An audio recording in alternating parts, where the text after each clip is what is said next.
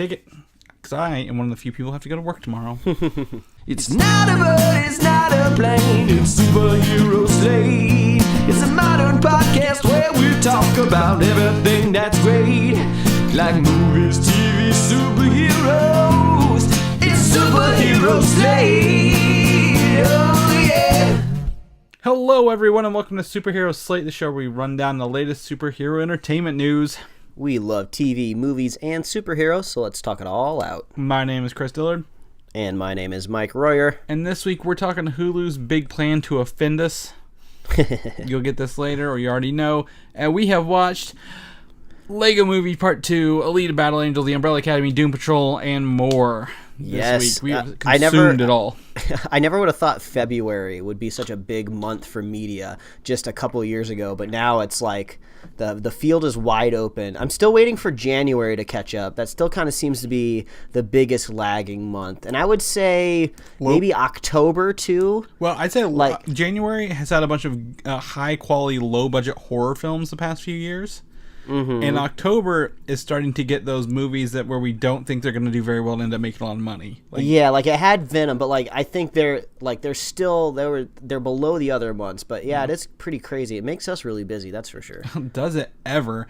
Our first two topics here, we're going to talk about some reviews that we've got coming up, but I've been not very busy still rewiring my house. I got the basement floor done. I got the first floor work done this weekend and almost done.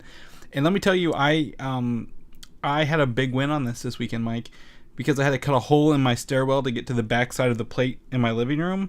Okay. And I was going to have to drill through the floors to run this cord straight down into where the hub and the switch sits. Mm-hmm. There was already a hole drilled there. And all there was this very thin little copper wire that was stiff and brittle as can be.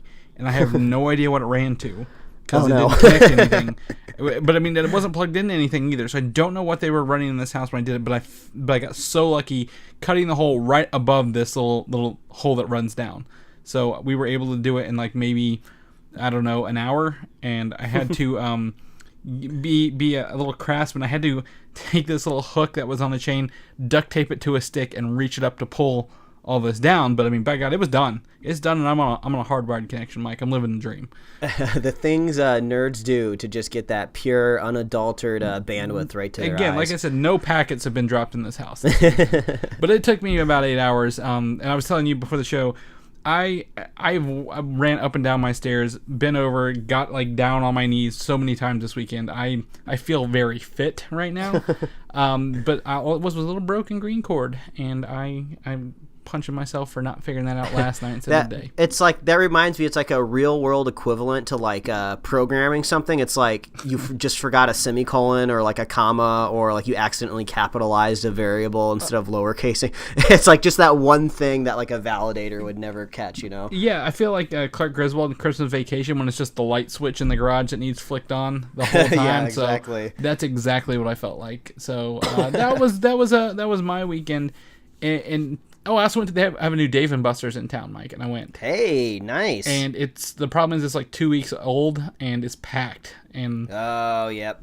We got to play. They have a new you remember the cruising games, like Cruising USA and Cruising World? Yeah, of course. They have a new one. It's 4-player. You can do up to 4-player. And I love the thing in these games where you double tap the gas pedal and you pop a wheelie.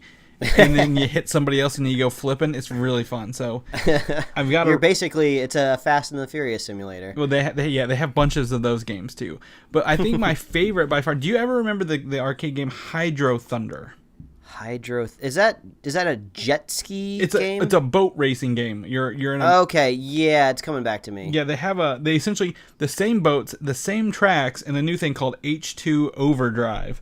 Mm-hmm. And they had that in there as well. So I'm very excited. But the thing is, this is all packed. So I've got to give it a couple months till it dies down. The crazy thing about speedboat racing is I've actually caught it in real life, on television before.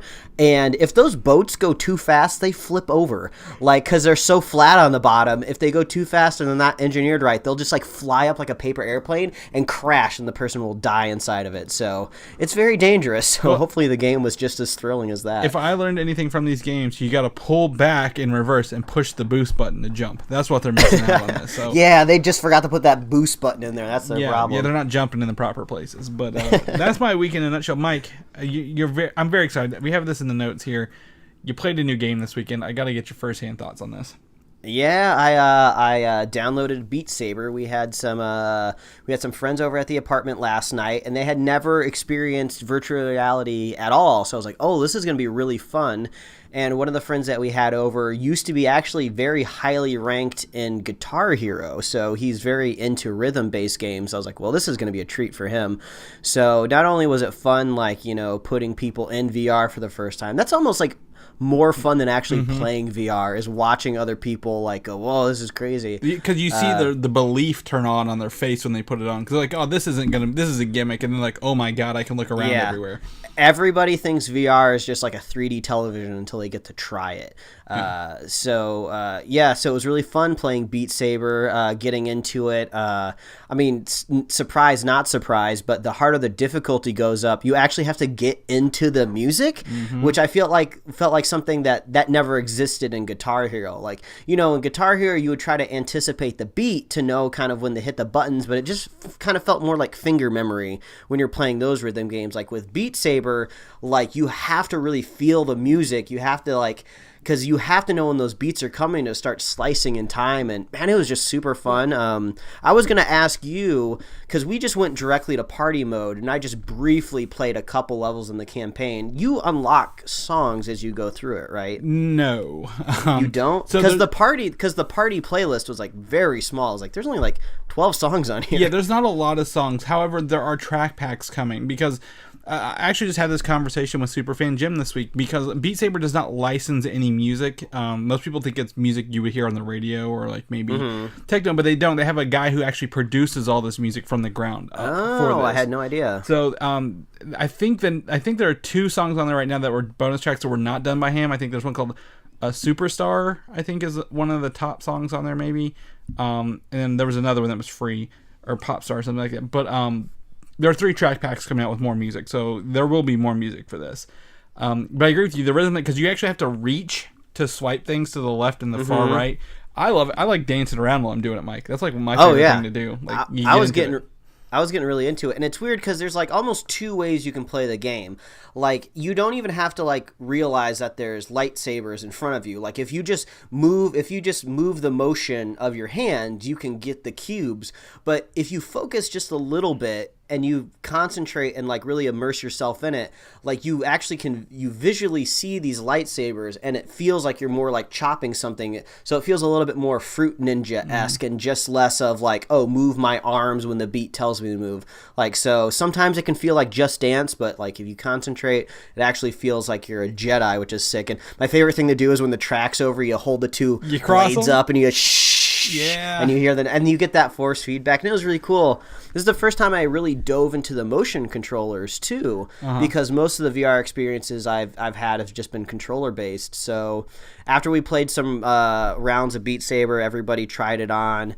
We did a couple rounds each. We loaded up some of the VR demo discs that I had, and the Job Simulator was a blast. Yeah. Just the demo, and it only lasts like a couple minutes, but like it was, people were just having fun, just like picking up stacks of paper, chucking it across the office, and just like, it's just fun. Like a little computer dude comes up to my cubicle and just tells me to like drink a cup of coffee, and I'm just like, okay, well, I gotta take the mug of coffee, I gotta put it in the coffee machine, hit the big button, let the coffee pour out, and I drink it, and it was just like really fun. I was like, this is stupid, but I'm having a great time. So it's really fun. Yeah, it's I love VR, and every time, like I said, I had a coworker come over, I think last week or 2 weeks ago. Her and her boyfriend put it on. They bought a VR that night, like after like playing a couple rounds of Beat Saber. They loved it so much. The great thing about it is it's only going to get better, because the things that I think we had the most complaints about, at least in a party situation, is when your guests range in heights. There's lots of sometimes there's calibration you have to do every time you swap the controllers and the headsets, and then sometimes things just get wonky and it thinks your like right hand is like halfway across your living room, and you gotta like, okay, I gotta pull up the calibration settings and stuff like that, and I gotta like get this figured out. And then sometimes if somebody's never really played VR before, they'll put the headset on and they'll be like, okay, something's totally not right, and then you have to like diagnose it with them. They have to tell you what's wrong. They're like, okay, let me pull up the menu. So like once things become like wireless and like once there's like better tracking, like I bet the Vive is a lot better at tracking since you have those base stations. Well, I think my only complaint with the PlayStation is you can only use one camera, and it's the PlayStation Move camera. All the PC ones have the ways to connect multiple cameras for multiple sensing, so you can turn like a whole room into like a VR space. Yeah, and even the newer headsets have like IR blasters that come out of the headset that you're wearing. So it's like some of them you won't even need cameras on it anymore. It's like your headset is using like a freaking LiDAR, like a self-driving car, to figure out how far stuff is from you. So yeah, this stuff is only gonna get improved and better and better. And yeah, if you've never played VR before, going straight to PlayStation VR is great because it's just very entry level, and if you go PC right away, you'll just get like spoiled if you're lucky enough to have the money. Yeah, it's a big that's the biggest barrier to entry, I would say, to that. But I love the weight of the motion controllers and how they look like lightsabers in your hands too. It feels real in Beat Saber. Oh yeah, and I have to say, like, I was less than a minute into playing my first Beat Saber song and I broke the lamp.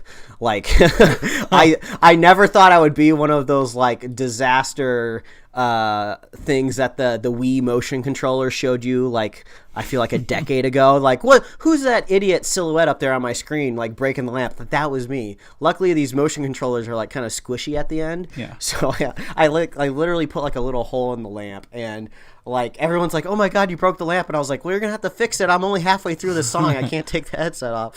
So that was pretty funny. And then someone else like kind of jabbed my thermostat a little bit, but that one was all right. So be careful out there, folks. But it was pretty funny. Yeah, that's cool. That's really cool. Also, fun fact for people playing VR: if you have green light on, it helps the camera pick up the controllers better because they never use green on the controllers.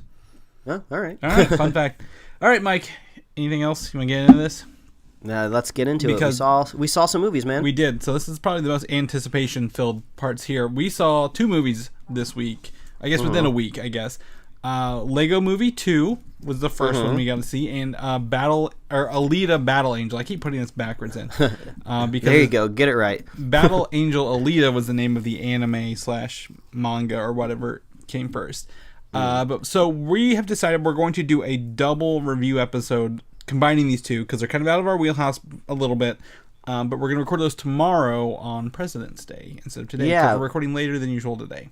Yeah, and also it gives you the whole holiday weekend. You know, if you're lucky enough to have President's Day off. I know sometimes some offices or some workplaces or schools like flip-flop them. Like sometimes you'll get Martin Luther King Day off, sometimes you won't, but you'll get President's Day off. So it's technically a holiday weekend according to like some of the box office reports. They consider this President's Day weekend.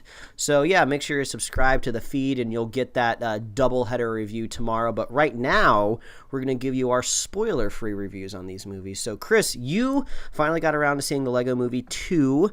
What'd you think? I mean, to me, it's an okay movie, Mike, at the end of the day. I am struggling currently to remember some of it. Okay. Because I think it lacks that mystique and that innocence and that fun originality the first one has. So by the time the second one comes around, what more can you do, really, in this world? And while it never felt bad to me, it just kind of felt like, oh, here's gonna come another heartwarming lesson about life and friendship and something else along the way. So I don't know. I don't know if the stakes were less or what was, if that might have been the problem with this movie. I just don't love it as much as the first one. But it's a serviceable sequel overall, I think. Yeah, this movie definitely does what sequels do. They give you more of what you saw in the first movie, and they try to go bigger and like quicker and faster. You know, they add more like songs and music into it without going into too much detail. But yeah, I would agree. Like with the first Lego movie, you have the advantage of doing everything first. What's it like to see a Lego animated? And also, I totally forgot, but the Lego movie, the first one, was the first time we ever really saw Lord and Miller like really on the center stage, kind of understand what their comedy is and how they like to tell stories. And then with the luxury of the Batman Lego movie, that was just a straight up good Batman movie. So you had that under your sleeve of all of the Batman IP that you got to harvest for that film. And who knows about Ninjago? I don't know a lot of people that saw that movie, and I think the box office would agree that a lot of people didn't see it. So yeah, so you come around to this sequel, and you get to revive, your lovely characters of Emmett and everybody else, and technically you get to throw Chris Pratt in there twice with another character. So it does feel like they're trying to give you more, but it doesn't quite feel like it measures up to the first one. I had a good time. I had some fun. But I'm really looking forward to talking about it with you in the spoiler cast, because sometimes this movie gets a little hard to track. They go a little above and beyond with kind of how they're trying to tell get the this story across to you. Yeah, and I'm really struggling to not give away too much, but definitely make sure you're subscribed to the feed, and we're going to talk some metaphysical properties of it's what is get life wild. and what is it to be alive. So that's that. I never thought they would go that deep into what's it like to be a Lego, but there are two standout parts of this movie, Mike. I will tell you, I really liked. We saw in the trailer the Queen Wanabe.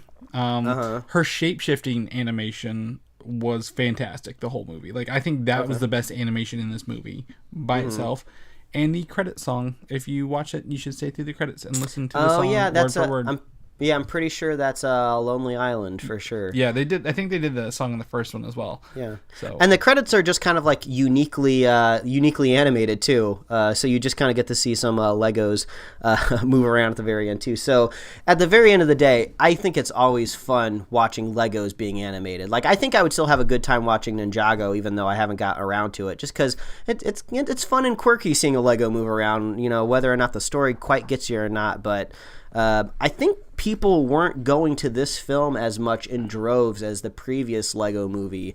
I don't think the box office is quite matching up as the first film kind of like struck lightning. So we'll have to see I didn't even see the first one in theaters. I caught it much later. So. Well, the next movie we're about to talk about, I saw with our friend of the show, Quentin Parker, and he mentioned to me just off the cuff, he hasn't seen any Lego movies.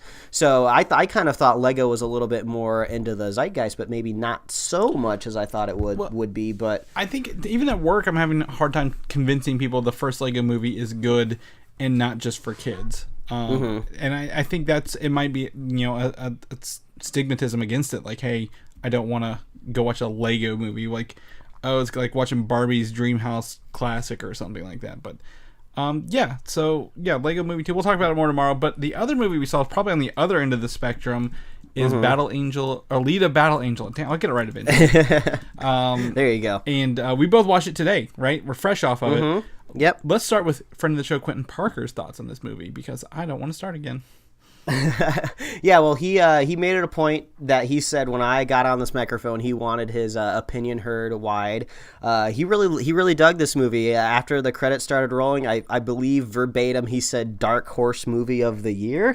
Is he the guy on our Is he on our YouTube? Is that him? Maybe, I don't know, but he was really digging it. He was really loving it.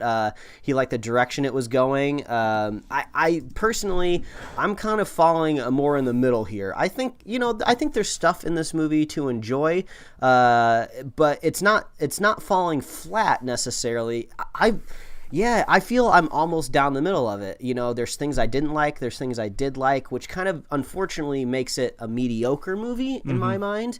And I don't want to give anything away, but they definitely, I don't know whether it was James Cameron's idea or Robert Rodriguez's idea or the studio's idea, but they definitely pitched this story as something that they want to continue into more films.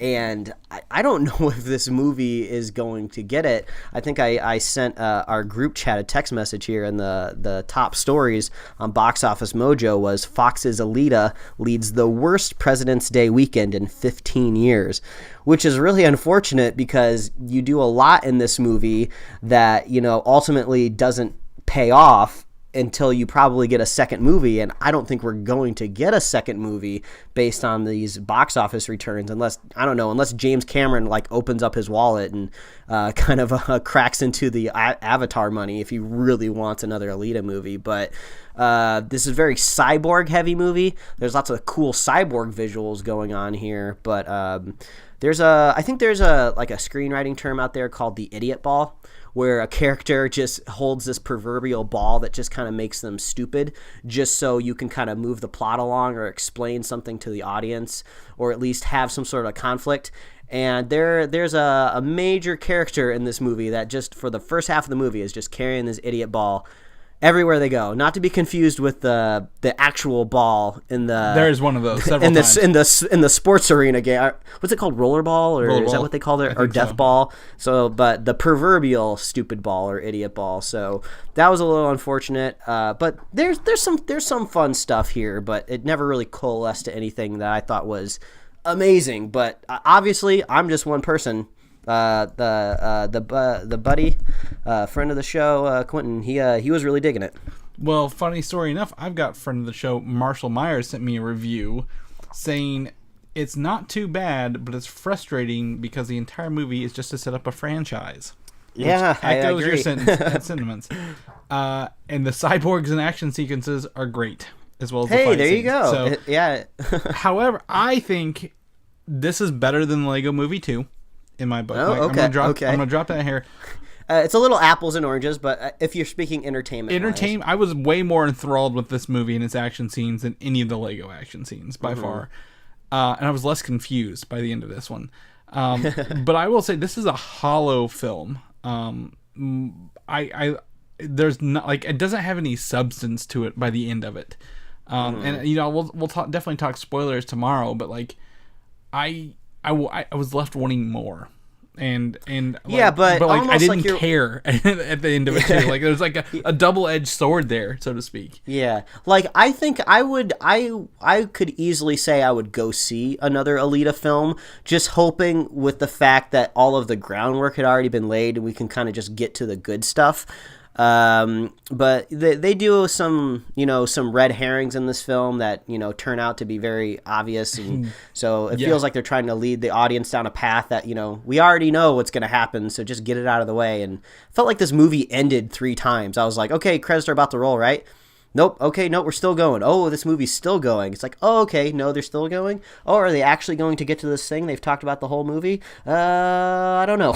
Yeah. So there's we'll talk about it more in depth on the spoiler cast. But I would just say if you're gonna go watch a movie, I'd watch this one over Lego Movie 2, though. If I had to pick one of the two, I know it's apples oranges, but still. I will give the visual effects teams props for giving a totally CG composite face. Very believable throughout the whole film. I was never hung up on the idea that Alita had these bigger kind of anime eyes and she looked different than everybody else around her.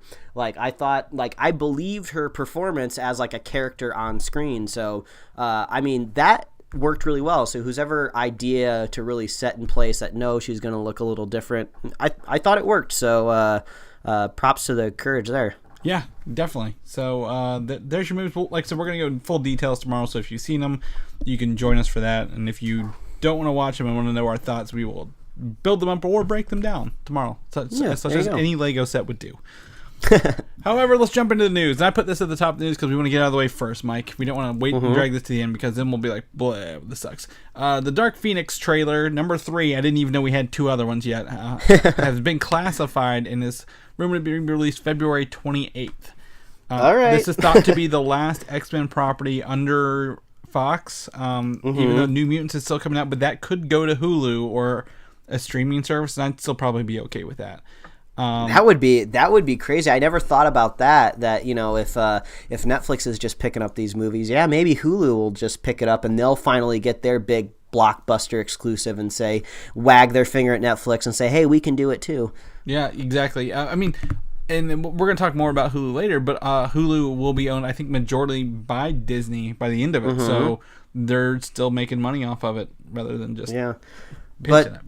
But in front of Alita, we got to see the most recent Dark Phoenix trailer. And really? I have not seen one in forever.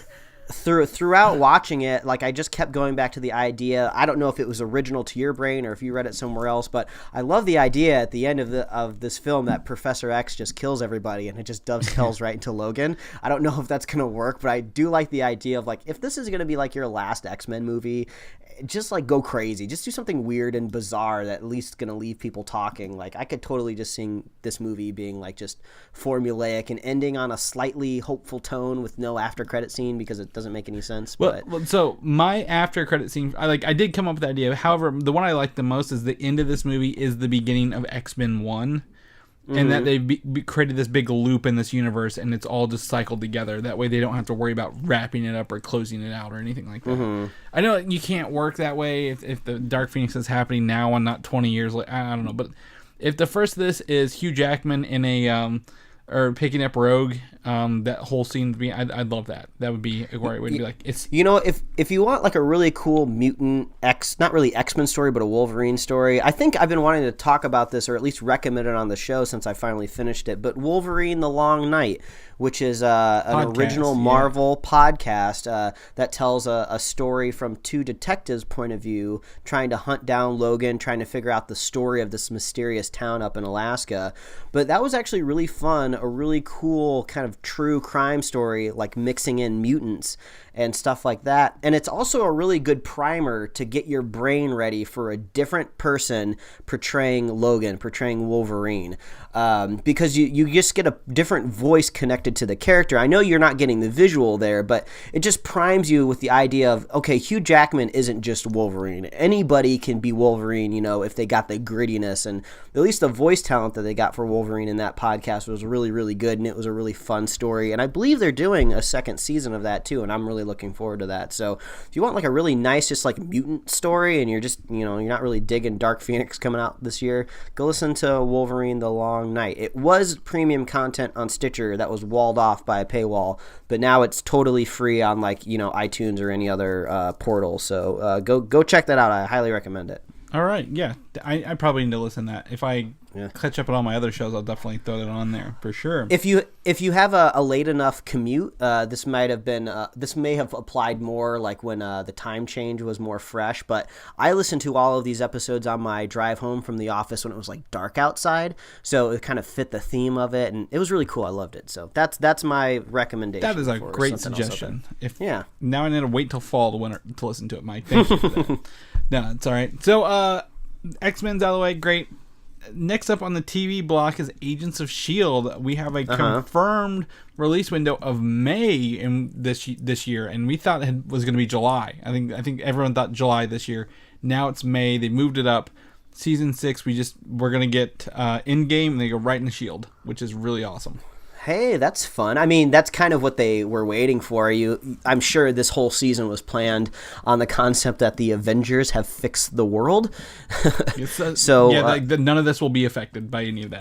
Yeah, exactly. So yeah, I'm excited to see it come back. Let's see what they do. You know, Coulson's gone, but he's not gone. I mean, his whole character is the idea that the man that died and then he just can't. So we'll see where that goes. Yeah, I mean, we're on season 6 of S.H.I.E.L.D. Like, it's a show that won't die, so maybe this will be the last season. Well, no, they've already announced season 7. Like, where was I when that happened? You've probably pushed to the back of your head.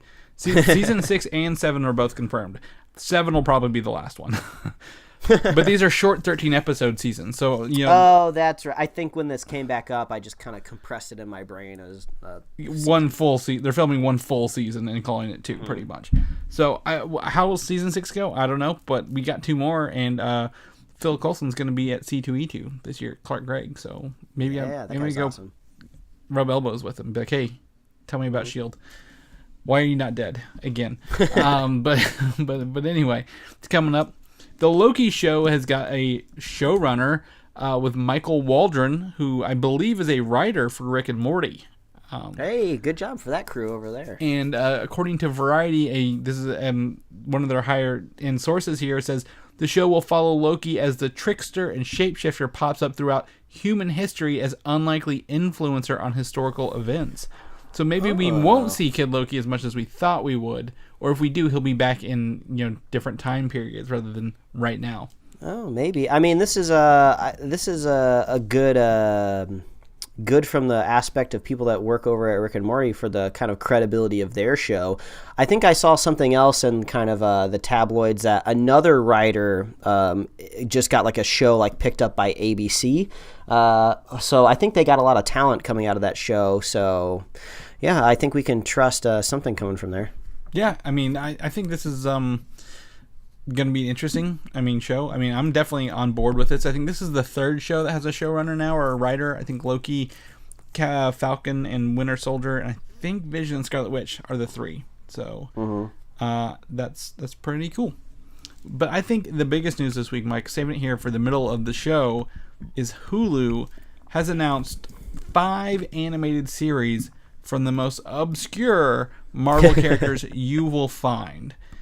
Yeah, this was great because I saw this pop up in my Twitter feed earlier in the week, and I let you know, but I dropped the whole aspect that these were going to be animated shows, and you're just like, this is the dumbest idea ever. And then I was like, oh, wait a minute, it's animated. And you're like, oh, this makes more sense. Yeah, because Mike's like, oh yeah, they're picking up these 5 shows. Like they're picking up Howard the Duck on Hulu. I'm like, what the hell's going on? Like, what did I miss? Like, is it April 1st already?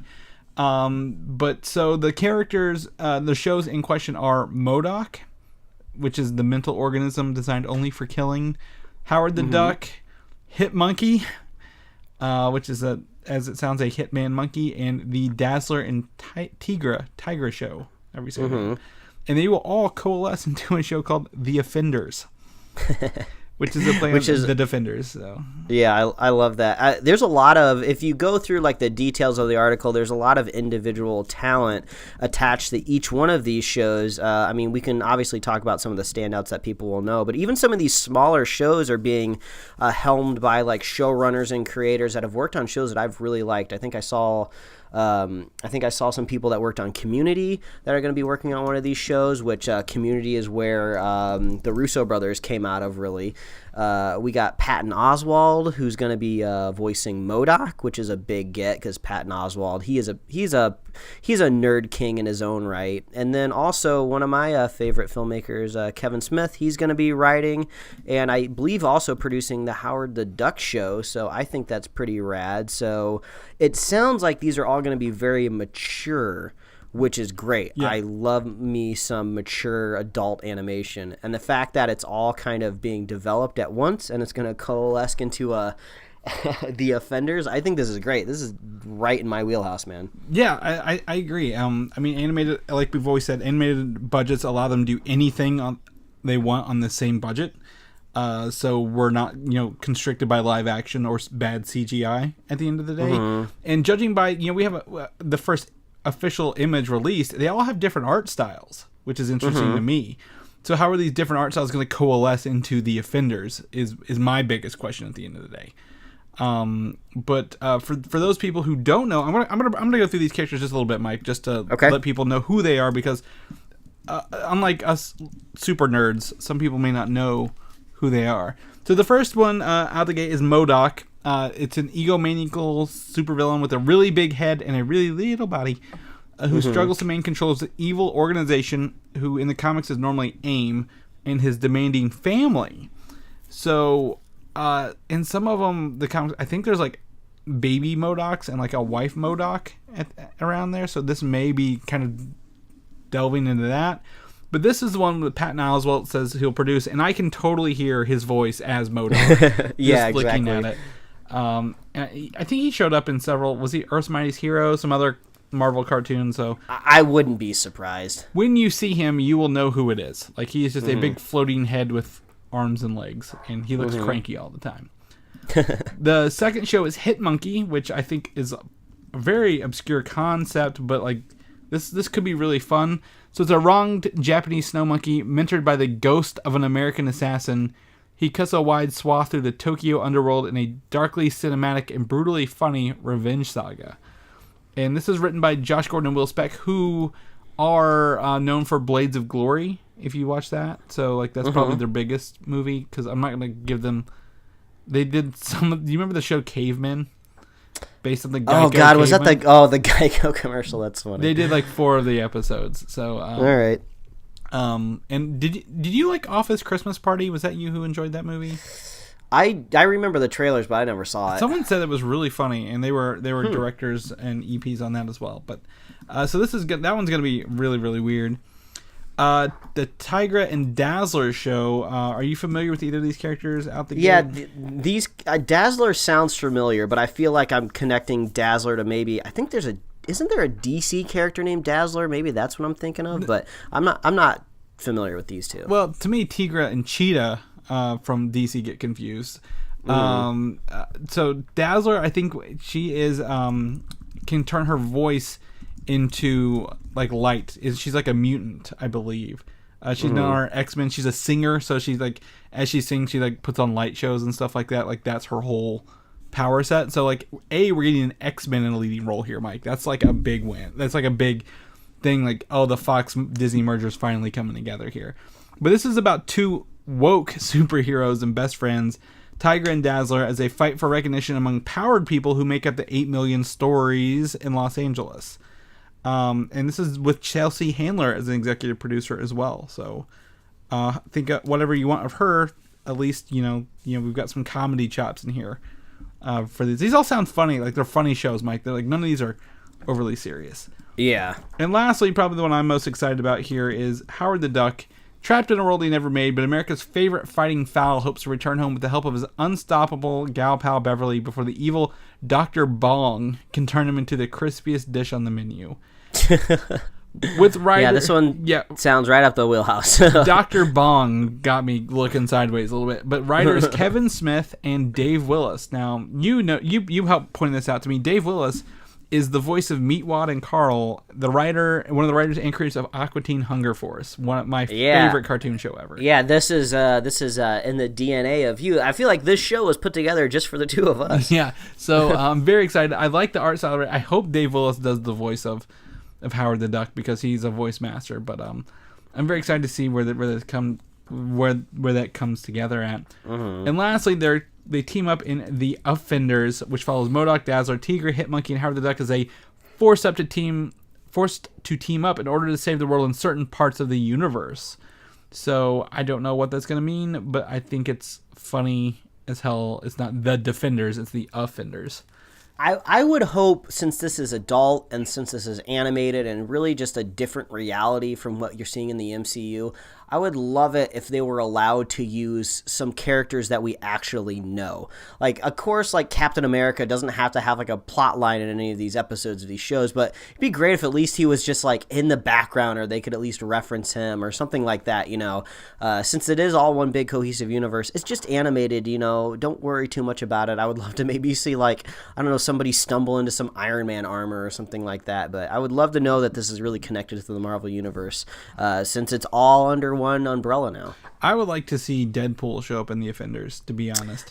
Yeah, this gave me some hopes, seeing that these adult shows were getting greenlit on Hulu. Like, where's that Deadpool show that we talked about a few months ago, Yeah, so it's definitely opening the doors up to more, but they definitely picked 5 very, very, very obscure characters. Despite Howard the Duck having a movie, people don't remember that very often. So this is great. This is great news all around. I think this is very exciting. I'm excited to dive into these, and when they come out, I want to see some trailers, Mike. I think San Diego is going to give us our first preview at some of these shows. So that'd be nice. Gonna knock on wood there. We're going to dive back into the MCU, Mike. It's all connected with Black Widow. They have tapped Ned Benson, who worked on the movie The Disappearance of Eleanor Rigby, to rewrite the script from Jack Schaefer, who's now working on The Vision and Scarlet Witch. So probably why she's not doing the rewrites for this movie as well. All right. I have a little commentary because I have not seen The Disappearance of Eleanor Rigby, but maybe he'll put in a Beatles reference. I don't know. Yeah. Well, so also, I think he was working on a couple other movies that were Scarlett Johansson supposed to be led by her. So I think this is maybe she read some of his scripts and brought him on, maybe suggested to bring him on board as well. So I don't know. I'm excited to see this movie's still unannounced at the end of the day from Marvel, but I'm pretty sure it's going to be May 4th next year, Mike, so they got to start filming sooner than later. Mm-hmm. Star Wars news, what little bit we have here. Episode 9 has wrapped principal photography with this celebratory image from J.J. Abrams.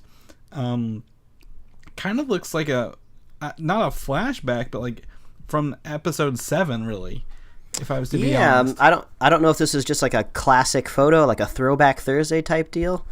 I mean, no, this is the photo from the last day of filming. Like this is them, but I mean, it looks like they're back on Jakku, maybe Tatooine raising her Jakku clothes. I don't know what's going on here, but that means we're probably closer than farther away from getting the title. And there are several news stations going out to Pinewood Studios in UK saying big Star Wars news is coming, and I'm pretty sure it's got to be the title, Mike. We are. Yeah, I would hope so. I saw I think I saw John Boyega on Instagram share this photo, and he kind of was kind of wrapping up his feelings of Star Wars in general, saying it was a great time. You know, he's glad that he's was able to accomplish this, and you know, it was a great like part of his life. And so it sounds like John Boyega is really saying bon voyage to Star Wars. So it seems like, at least for his character, this is it for him in Star Wars, which I think we all kind of expected. This was like its own trilogy, but I was always kind of wondering what they were going to do after this new trilogy and these new characters that they just set up, because it's this legacy of Star Wars that's going to be moving forward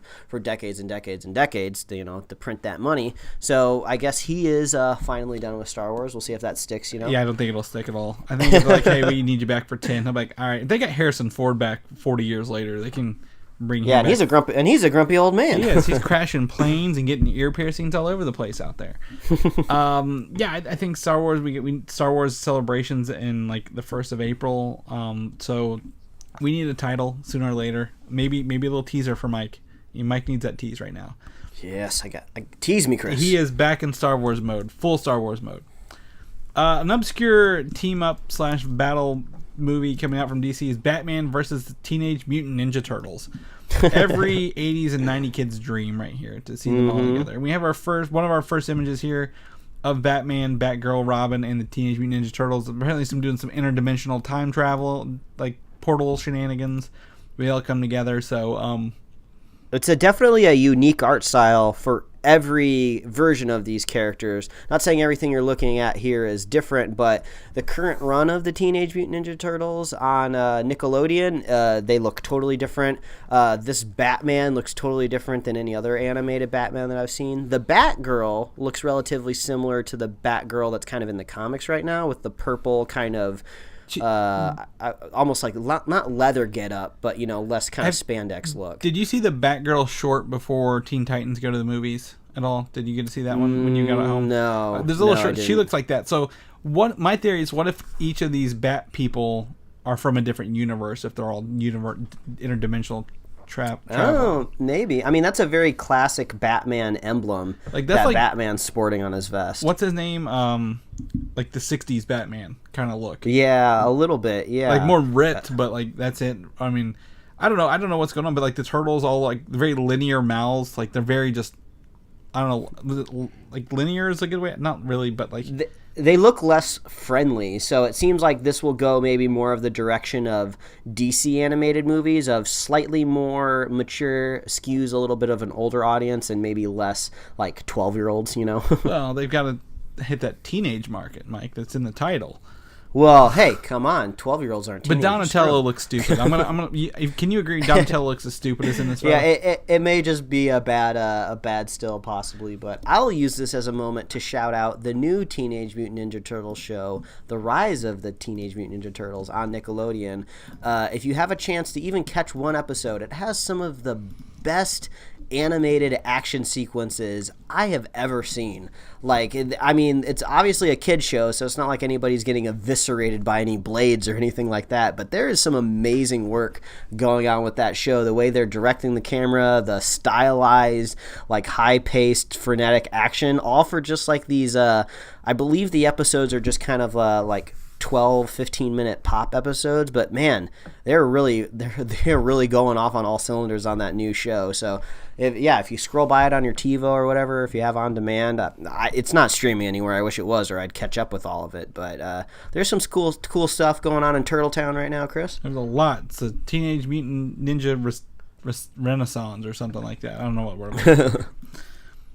All right. Anyway, on to the Suicide Squad, the James Gunn written, directed vehicle. There's been some back and forth this week of who was going to come back, who's not. Margot Robbie is expected to return as Harley Quinn in this movie. They're kind of leaning on her for a lot of these moves. But all other Joker and Harley movies, the Jared Leto ones, have been removed from their DC dartboard. So I'm not surprised there. I mean, I saw news, I think, earlier this week that said she wasn't going to be returning, which I was like, well, that's going to be weird because who are you going to have left? Will Smith is he's a little busy being the genie and doing YouTube Rewind, so I don't know if maybe he's going to come around back to the Suicide Squad or not. Or if he is, I don't think you should rely just on Deadshot for your next film. So Harley seems like she's going to be the anchor. Yeah, she could be, or probably, I mean, not. I mean, again, if it's James Gunn doing a soft reboot and Ben Affleck's already, jumped out overboard, they could scrap that whole movie and be like, it didn't happen, and not really affect anything. I mean, it was bad. It was all around bad. I could Agreed. Forget that. Aquaman, a mediocre movie that came out a little above mediocre last year. The sequel is officially in works, not the Trench spinoff, but the sequel with David Leslie Johnson McGoldrick, who wrote Aquaman, to write the script. So it feels like every other week there's a bullet point that says, hey, the Aquaman movie's going. It's like, I thought we talked about this already, but I guess it's just finally confirmed with a writer. Yeah, they never said another one was in. They never said the sequel was confirmed or anything like that. Like, there was theories. If you made over $1 billion, you're gonna make a sequel. Like, it's not like it's news to us. But they brought back the writer from one of the writers from the first one to write it. So I mean, at least it'll be consistent all around. I don't know. For that, now we're gonna hit a new review segment of the show, Mike. This is our second review segment. There are two TV shows that dropped on the same day that feel very similar at the end of the day, and we'll tell you why. But the first one is probably, I'm gonna tell you right now, my favorite of the two. The Umbrella Academy dropped on Netflix. The full season, 10 episodes on Friday. I was able to watch episode 1 today, and this show is fantastic already, and I'm only one episode in. So, well, yeah, I was able to get just a little bit further. We were on episode 2, but we got cut off about 15 minutes from the end.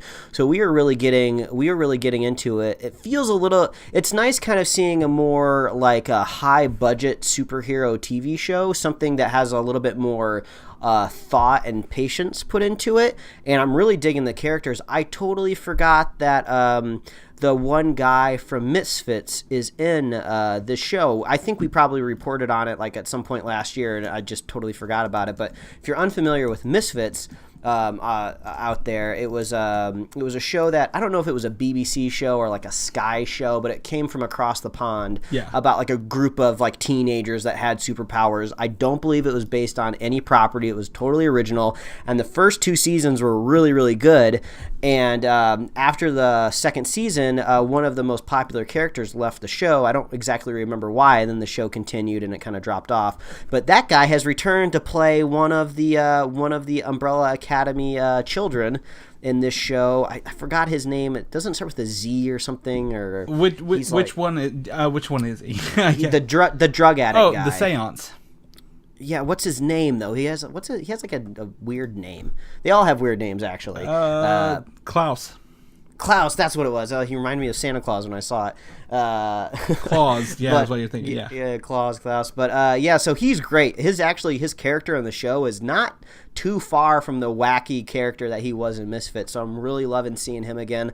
I love that guy. I love his performance. I jumped into episode 2, so I get to see the plot, drive on a little bit more. But I was watching this show and I was like, I really like where this is going. Then I was like, oh yeah, I want to go watch a little bit of Doom Patrol since it came out the same weekend. But I'm familiar with Doom Patrol. I know where it comes from. It's rooted from all of the other Berlanti CW superhero shows, which are great in their own right, but I would say they're almost on a different level. They're on different classifications, different budgets for different services.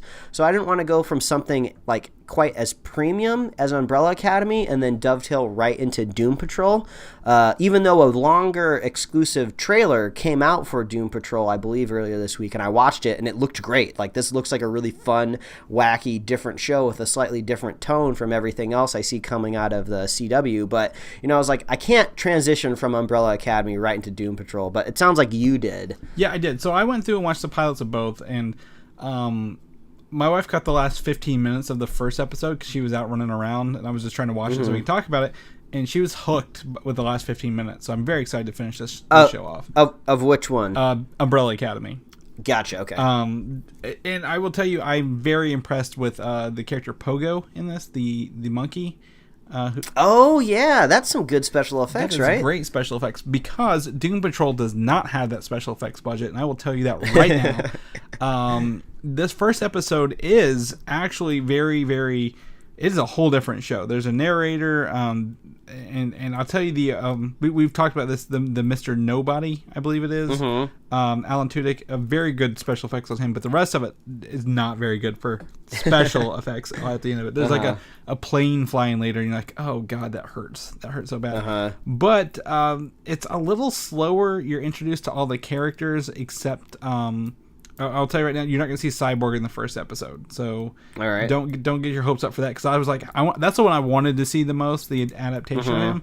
But it's good, but it's not as, I don't know, the quality is just not there like the Umbrella Academy is. It's just on a different level. Like Netflix, I feel like has a lot more on the line. They're literally about to lose all of their premium Marvel and Disney content. They need their superhero stuff. They're not going to have The Incredibles to lean on anymore. They're not going to have all of these other shows that are going to continue. So they need their own original stuff pushing forward. So I think with the Umbrella Academy, they're like, yeah, we're going to give you the change that you need to render that monkey in high quality. Yeah. And both my wife and I agree. There's a character in the Umbrella Academy called Luther. He's this big hulking dude. All of his muscles right now are being hidden under like these really big jackets, but I still like the way he looks.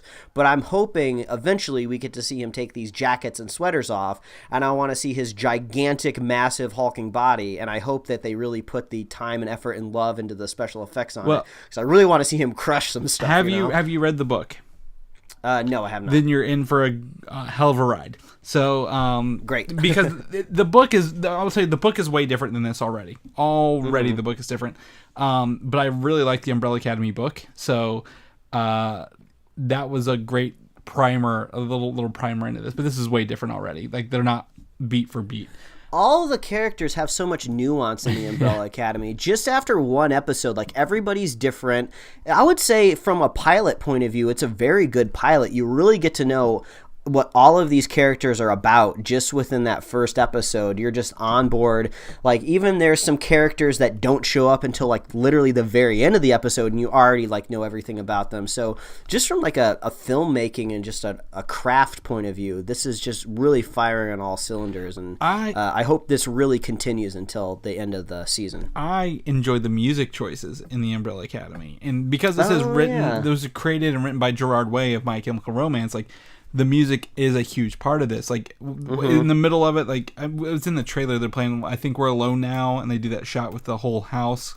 That was fun. There's a diner scene playing the Istanbul Constantinople song during the whole thing. The action's just all, like, it's just so much better than it's nothing against the Doom Patrol by any means, but if you had to choose between the two, Umbrella Academy is what I would tell you to choose. However, Doom Patrol only has one episode out. You have to wait weekly for this now. So I'm like, I can just cram all this Umbrella Academy in and get that out of my way.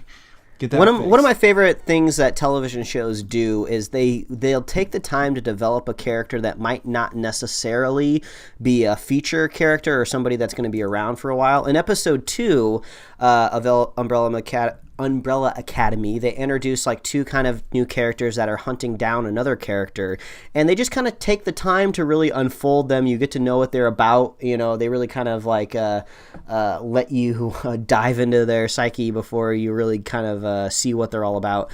So yeah, that's the one thing that's great about television, is when you really get to develop the whole world, which is actually one thing that I thought about when I was watching Alita. Like, they were trying to get a whole lot across to you in this one movie, and I was like, man, if this was like a premium HBO series, if they could get somebody to buy in on that, I feel like they could have told a lot more concise story arc there. But yeah, I love it when television shows are really popping off. So yeah, go watch Umbrella Academy. It's great. Yeah, so far. The parallel between these two, the Umbrella Academy and Doom Patrol, is there's a family, a quote unquote family of misfits with different abilities, all in a house with an older patriarchal figure who's like using them to his own advantage and not telling them the whole truth. And they both have that in common. So if you really like that, you know, stereotypical writing trope. You're gonna love both of these shows at the end of the day. But I'll tell you, Brendan Fraser is probably one of the highlight actors in Doom Patrol.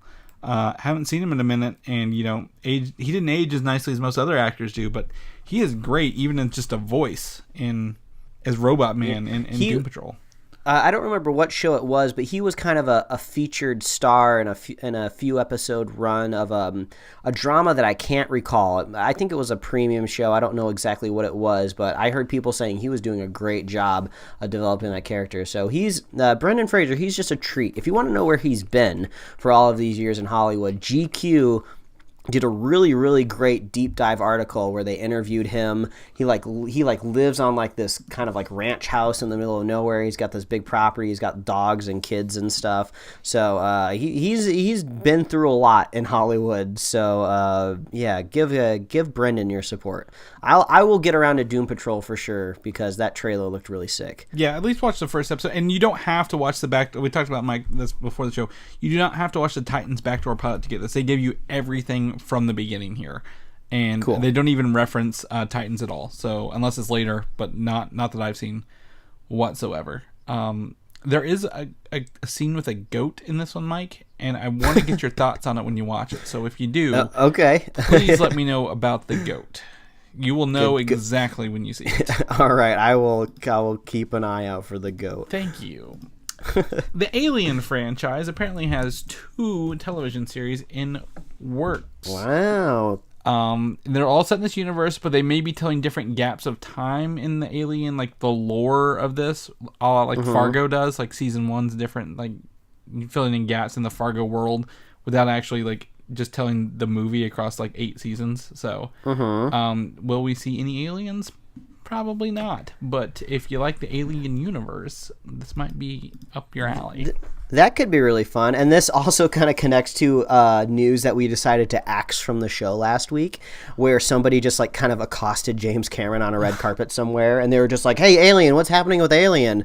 And I think he just kind of said something along the lines of like, yes, what happening. Was it? Yes, like, so I guess a television it might be happening. I would love to see Neil Blomkamp come back to the Alien franchise, but I don't think that's going to happen because I think that man has been burned one too many times by Hollywood, and he's just going to stick with his oat studio. Well, he just did the live action trailer / movie for the Anthem game. I saw that he did that. I should go track that down and watch it. Because he did the one for Halo 3 as well, and they all look the same and kind of feel the same. So if you've got a niche, stick with it, man. That's for sure. I still have not watched Bumblebee yet, Mike, but apparently they are using Bumblebee as a soft reboot for the Transformers franchise now because of its positive reception and how everyone actually liked this movie for once compared to all the other ones. Yeah, because it almost wasn't even about the Transformers. It was about the young lady who ends up buying Bumblebee. So I guess she owns a Transformer now. I don't know if possession, what did they say, possession's 9/10 of the law. I don't know if she owns that robot, but yeah, because it was a fun movie because it was about her and the struggles of her growing up and experiencing loss and having a friend, Bumblebee, there to really comfort her through her what do they call that, grief? Oh yeah, her grief, if you will. So I mean, and also, if you go back to the very first Transformers movie, I mean, say what you will about Shia LaBeouf, I really liked him in the first Transformers movie, and it really was kind of about him, that character, how it was going through her eyes. So it seems like the further these movies get away from the humans, the less you like it. So I tell you, hopefully they learn their lesson about it. I tell you, all I want to see in the Transformers movies is transforming vehicles. Like, they stopped doing the transforming in the later movies. They just do a cutaway, and then he'd be a car or then a robot, and I'm like, I'm not watching Transformers to not see them transform, Mike. Like, this just feels like half, like you're getting ripped off the whole way through. So I feel like that's a thing. But yeah, so hopefully, we get to see some more, maybe some G1 Transformers. I think Transformers is in like a little renaissance like the Teenage Mutant Ninja Turtles is. I think Netflix announced a War for Cybertron or something like that TV show coming out this week as well, like an animated show coming up. I'm not sure. Yeah, so I know, Chris, I can't believe we missed the biggest bullet point of the week. You better not say Nickelodeon just greenlit a Paddington show. Oh. So that is the biggest news of the week for me. I love that bear. I have no idea what direction they're going to take. I really sincerely hope they're not going for like a preschool age show. I want something that maybe is going to be in like maybe the SpongeBob type audience. Have so you I can not actually watch it? Have you not seen the original Paddington cartoon? Not the original cartoon. No, I hope it's not. I'm assuming that's for little babies. It's really not too bad, actually. Well, it might be. I remember watching it when I was a very, very young child. And I'm trying to figure out where the movie section are from it, because television adaptions, maybe there was like 4 television adaptions. Maybe that's what it was. But yeah, I thought you were going to say Frozen 2 trailer, and I'm like, I purposely didn't put that in here, Mike, because I was about to flip this over. Oh, you want to talk about the Frozen? You know, I just want to rant about that a little bit. Oh, I actually enjoyed the first Frozen movie. I really liked the songs, just like I like songs in a lot of modern Disney movies. I love the songs in Moana. Every once in a while, they'll get stuck in my head, and I'll open up Spotify and I'll listen to the soundtracks on my drive on the freeway out here. So I enjoyed the first Frozen movie. I've only ever seen it once, but I've listened to the soundtrack many times, so I feel like I've experienced kind of the story visually in my head as I'm in my car. But I'm lucky enough to where I don't have like a little sister or like nieces and nephews where I had to sit through the movie 1,000 times, so I know a lot of people hate it for the repetitiveness of how often they were inundated with it. But I just thought it was funny when the trailer dropped. It has like this totally different tone to it. It seems to be more serious. The animation is really cool, and suddenly people are just like, oh yeah, I'm excited for this Frozen movie. It's like, no, you're not. Y'all hated it not long ago, and now you're coming back around to it because you love to suckle the teat of Disney. So I will be watching Frozen 2 because it looks really cool. It looks really fun, and I like Olaf. I like that stupid little snowman. Josh Gad is funny. He can sing all he wants. Leave me alone, people. You can have it. I really don't like the first one. I've been to Disney enough times to still not like that damn movie or the music.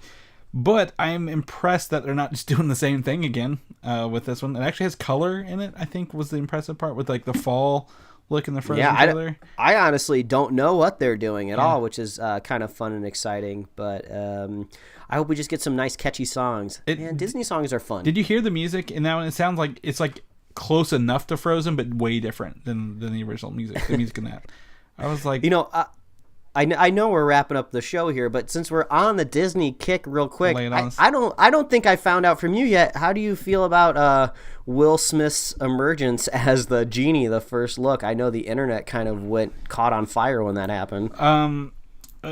Is a popular phrase of me, Mike. I'm just not offended, because this is one of those things where have you ever watched the Family Guy Star Wars episodes?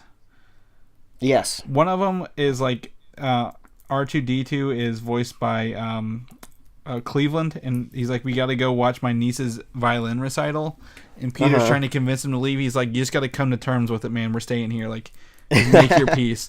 And at the end of the day, I'm like, yep, we're making our peace with this. What I thought was funny is how fast Disney released an official still with like finished CGI graphics later, like right after it.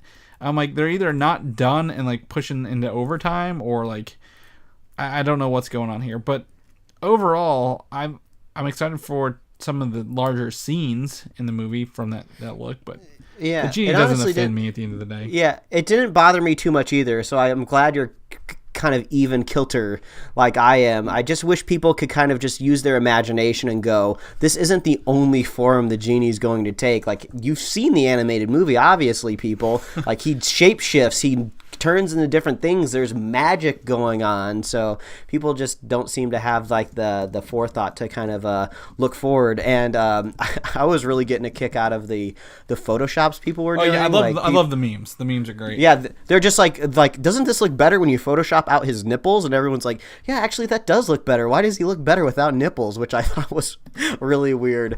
And then I saw somebody like Photoshop his chin to kind of look more bulbousy, to kind of look a little bit more reminiscent of kind of like a fatter faced genie, which looked kind of interesting. But then I just had flashbacks to when people were photoshopping the Michael Bay Teenage Mutant Ninja Turtles, which I have a soft spot in my heart for, which I thought people were being too picky about that. So I don't know, people are just picky, man. My favorite ones so far are the ones where they either do the Bluth, the Arrested Development, where the Blue Man Group, or the Mr. Meeseeks from Rick and Morty as well. Oh, I haven't seen that one. I saw someone where they photoshopped him pink and turned him into Majin Buu from DBZ. Yeah, I was gonna say the other one was Dragon Ball Z where he's pink. Yep, that's the last one. So we're all on the same page here. So all right, I'm glad we were able to touch on the genie. Yeah, I've seen the stage play, and the stage play is way different, and he's in a human form the whole time, and that totally did not take me out of it. Like, yeah, and I bet he's got nipples there too. You've got a soft spot for Robin Williams.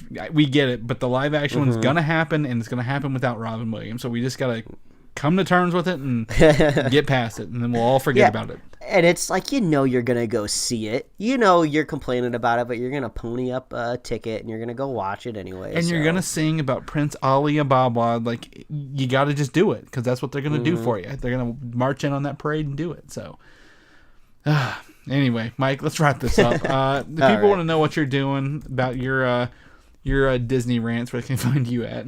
Well, they can find me at Mike Royer Design on Instagram and Twitter, and you can read my webcomics at pickledcomics.com. Chris, if people want to catch up with you, see if you're trapped in a hole in your wall, where can they find you? Yeah, it could be. You can find me on Twitter, Valdan, Valdan. You can message me there as well, or you can head over to Instagram and hit me up at Valdan87. You can also head over to Comic UI. Again, in 1 month I will be headed to C2E2, Mike. I'm very excited for this. All right. I'm very, very excited. The artist list came out today.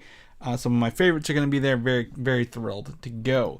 If people want to know more about our thoughts on both Alita Battle Angel and the Lego Movie 2, where can people find those at tomorrow?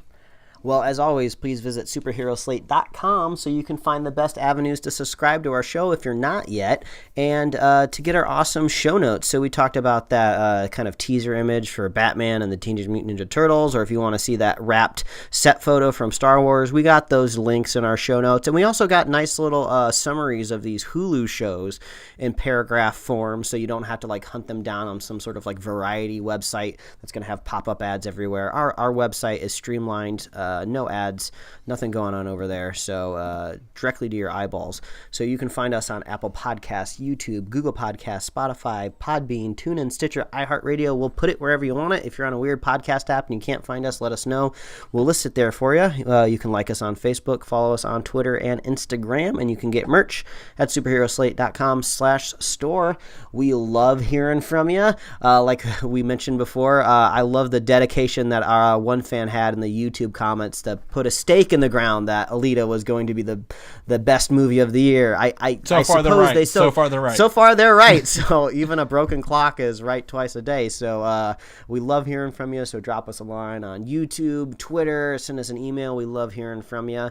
And if you're a super fan of the show, if you want to be a super fan of the show, all you got to do is share the show with a friend, share the show with a buddy, and we will be back tomorrow, actually, where we're going to talk about in-depth Alita and the Lego Movie, a back-to-back head-to-head throwdown of two very unlikely movies, and we'll give you all of our spoiler thoughts. So you got 24 hours to go see those movies if you don't want to be spoiled, but just subscribe to the feed if you want to listen to it. It'll be there for you tomorrow. That's right. Happy President's Day if you're a president out there. Do you think presidents of companies and corporations use President's Day as yeah, I'm gonna go celebrate, I'm a president? I was really hoping so, but I'm one of the few who have to work tomorrow, and my president and vice president are not in the office, so I'm like, well, maybe they are, but we're not celebrating. Damn. Yeah. No, good for them. Anyway, we'll catch you guys tomorrow, and we'll see you then. All right, adios. Thanks for listening, and don't forget to subscribe. Great deals. I will regale with